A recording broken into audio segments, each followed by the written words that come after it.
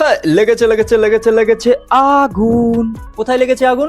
আগুন লেগেছে হচ্ছে মুম্বাই ইন্ডিয়ান্সের ড্রেসিং রুমে। হ্যাঁ, কেন?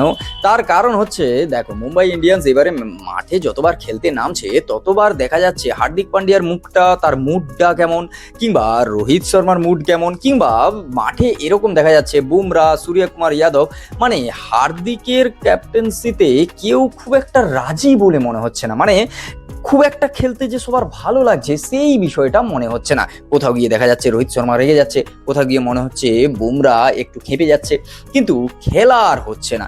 ইন্ডিয়ার ইন্টারন্যাশনাল টিমের একেবারে পুরো, অনেক কি বলা যায়, পুরো সবাই হচ্ছে এই টিমে রয়েছে, মানে একেবারে বেস্ট বেস্ট লোকজন রয়েছে, কিন্তু তারপরেও কোনো লাভ হচ্ছে না, বুঝলে তো?